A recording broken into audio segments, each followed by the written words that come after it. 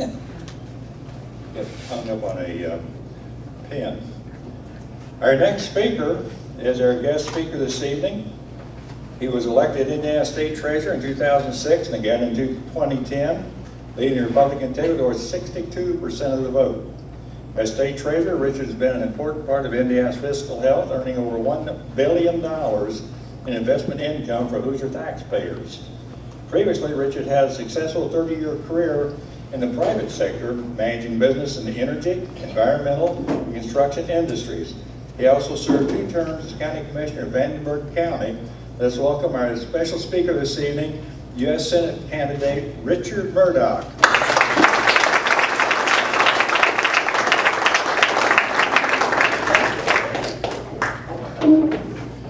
Well, thank you. Great pleasure to be with you today.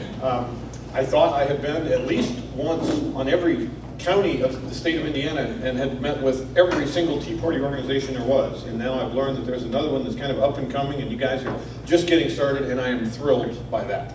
As a Republican who's been around the block a time or two in the election process, and I will tell you there are a lot of Republicans that still kind of look with a little bit of a jaded eye towards the Tea Party. They're wondering, you know, is this a good thing or is it a bad thing? And I always tell Tea Party groups I have but 3 words for you. God bless you. You know, I'm convinced that the Tea Party is, without question, one of the best things to have happened in America in a long, long time. And I'll take this as a point of pride from the partisan side, because you are bringing the Republican Party back to its fundamental base of smaller government, lower taxes, greater individual freedom and liberty, and yes, greater individual responsibility as well. So thank you for what you've been doing.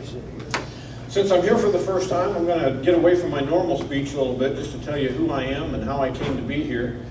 It's an unlikely story. You all remember that song of a few years ago, "It ain't likely and I can't prove it, but that's my story and I'm sticking to it." I'm an unlikely politician. And let me start off by saying, yeah, I admit it, I'm a politician. A lot of times candidates show up and they say, I'm not really a politician. Well, when I worked in the world of business, I was a businessman.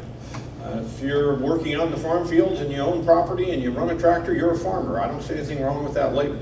You know, politics is what it is. By the way, you know what politics is from the Greek word poly, meaning many, ticks, meaning bloodsuckers. You all know. As I said, I'm a bit of an unlikely person to be holding public office, especially as state treasurer. My undergraduate degree is in the combined fields of biology, geology, and chemistry. My graduate degree is in the field of geology. I worked 31 years in the energy business, as said in the resume, in energy, construction, some environmental business. I never imagined back those many, many years ago when I was doing my graduate dissertation in the field of invertebrate paleontology that I would end up in politics. But someone said to me not long ago, after I kind of gave my resume at a microphone, they said, well, Richard, you were destined to succeed in politics. You're used to working in a world of spineless creatures. Maybe there's some truth to that. As a business person, as I said, I've spent 31 years in the business world. It's the biggest part of my resume.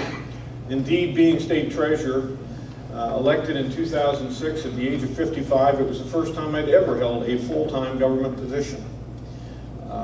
I was, as said in the resume again, I was a county commissioner for 2 terms down in Evansville. I sometimes tell people I served 2 back-to-back 4-year sentences. It's a tough job being a county commissioner. As was said here earlier tonight, you're always under the microscope, and you should be.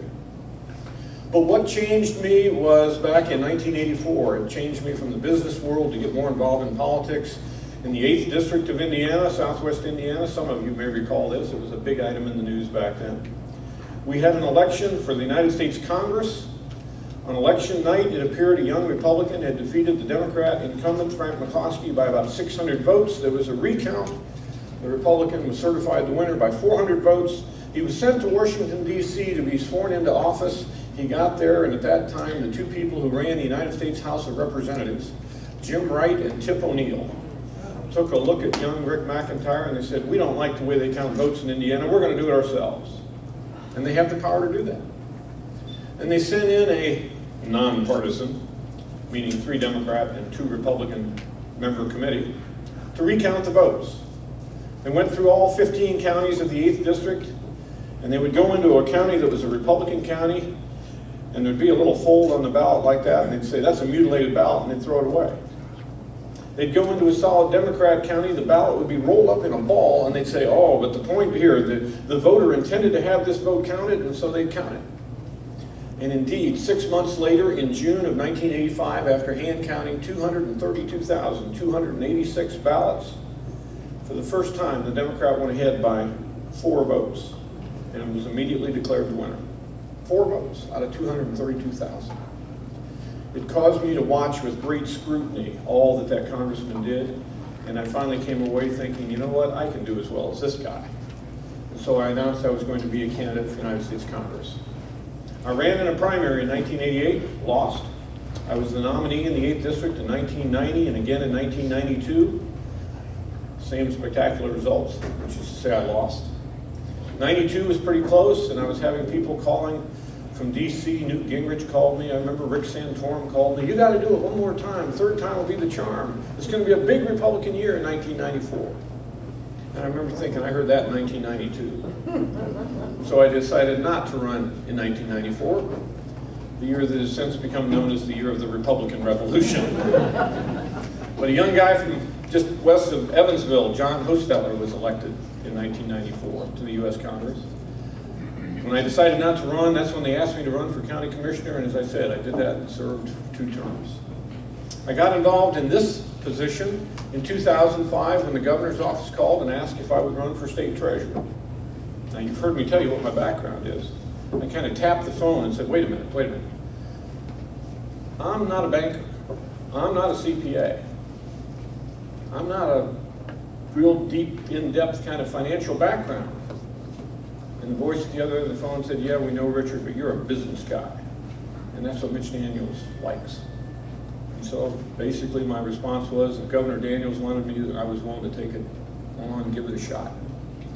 Now I'll tell you, had anyone told me when I decided to run for state treasurer in 2005, the election being in 2006, if anyone had told me that, oh, by the way, Richard, let's see, while you're state treasurer, you'll be there for the biggest financial collapse in history. You will see a time of record low interest rates. And oh yes, you will twice, as the sole plaintiff, take a case to the United States Supreme Court. I probably would have said, let somebody else do this job. But I will tell you as well, as a person of faith, I believe you are put in a position with a reason. You watch when doors open and you walk through them and you put your head down and you keep going. You learn what you can learn, apply what you've already gained, and try to keep picking up wisdom every day as you go. I mentioned going to the United States Supreme Court. Some of you probably are well aware of that. Think back a couple years ago when the Chrysler bankruptcy took place and Indiana's retired teachers and retired state police officers got ripped off. First time in American history when secured creditors, and by the way, if you don't know what a secured creditor is, it sounds complicated, it's really not. Simply, if you're a secured creditor, it means you're first in line. It means you loan money to a corporation, and then it means you are first in line to get your money back in the event of a bankruptcy. Now, it doesn't guarantee you you're going to get a single penny back, but there's 2 types of creditors, secured creditors and non-secured. Before any non-secured creditor would ever receive a single penny out of that bankruptcy, every secured creditor would be paid back 100 cents on the dollar. It's been bankruptcy law since the early 1800s. And that's the way it's been, until Chrysler. In that case, the United States government, not Chrysler, by the way, Chrysler couldn't have done this on their own. The United States government decided they were going to change the rules arbitrarily, unilaterally, and just do it. And as a result, our retired teachers, our retired state police officers who'd invested in Chrysler were deprived, I believe, to this day, of their property rights. They had their assets ripped away because government decided it was going to pick winners and losers. Our teachers, our retired state police officers were losers. Friends of the administration were the winners. Non-secured creditors got paid 100 cents on the dollar. Some of them, not all of them. All the secured creditors got 29 cents on the dollar. It was an amazing process to be part of. And I have some vindication, though the United States Supreme Court ruled against us at the time of the Chrysler bankruptcy. Ultimately, it struck down the decision at our request. It ultimately struck down the decision of the underlying courts, because just exactly as we predicted. As we said to the courts in the summer of 2009, if you let this act stand, bankruptcies all over the United States will occur. They're going to walk in and they're going to look at the judge and say, just give me the Chrysler deal. Let me throw away my secured creditors and I'll start all over too. You let me get rid of my creditors, I got no problem. But you can't run a financial system like that. And indeed, that's exactly what happened after the Chrysler bankruptcy. So in December, 6 months later, the United States Supreme Court took our case, ruled it from the bench, and totally erased, as if it never happened in the American court system, what would have been the precedent of the Chrysler case. I learned only, and again, I'm not a lawyer, I make no apology for that, but I learned only in American law can you lose the battle and yet win the greater war. And we did. Took a lot of heat for that.